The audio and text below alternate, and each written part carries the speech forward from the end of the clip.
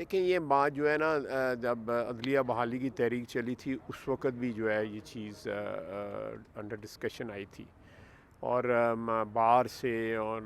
بار council سے جو bodies ہیں ہمارے وکلاء کی، ان سے یہ ڈیمانڈ تھی کہ یہ ایک آدمی کے ہاتھ میں نہیں ہونی چاہیے یہ پاور جو ہے اس کی سو موٹو لینے کی۔ ایک شخص کی پاورز لے کے اس کو 3 اشخاص کے اوپر جو ہے ایکسٹینڈ کر دیں تو میرے خیال اس میں بہتری کی امید رکھی جا سکتی ہے۔ اس میں ابھی تک ماہرین کی جو رائے سامنے آ رہی ہے اس سے تو نظر یہی آ رہا ہے کہ اس کے کچھ پہلو ایسے بھی ہیں کہ جو کہ ایک مداخلت ہے پارلیمان کی عدالتی سسٹم کے اندر، اور عدالتی جو پروسیجرز جو ہیں، جو ضابطے ہیں، جو کہ عدالت خود یا عدلیہ خود جو اپنے رولز اور اپنی آپ کو سیلف ریگولیٹ کرنے کا طریقہ جو اس کا ہے، اس میں مطلب اسی طرح ہے جس طرح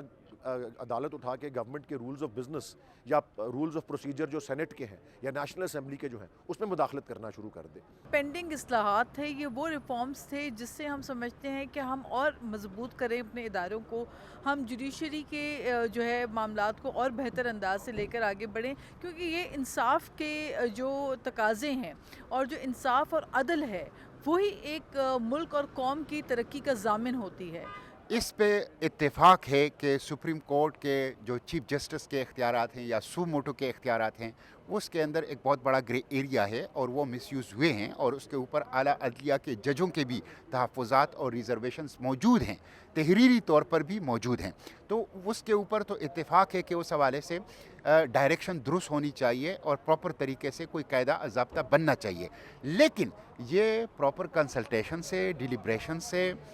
ویٹ کیا جائے، پارلیمنٹ کے اندر ڈیبیٹ کی جائے، اس کے اوپر تمام پولیٹیکل پارٹیز کو آن بورڈ کیا جائے اور اسے ہیسٹ میں نہ کیا جائے۔ جلدی کوئی نہیں ہے، میں نے پھر کہوں گا کہ جو اچھی بات ہے کہ جس وقت بھی ہو وہ اچھی ہوتی ہے، اس کا ٹائمنگ جو ہے وہ اس کو اچھا یا برا نہیں بنا۔ کنٹیمپٹ والا قانون جو ہے اس کو بھی جو ہے ری وزٹ کرنے کی کوشش کے، کیونکہ ماضی کے اندر اس کی بڑا جو ہے نا میں سمجھتا ہوں کہ بے دریغ استعمال ہوا ہے۔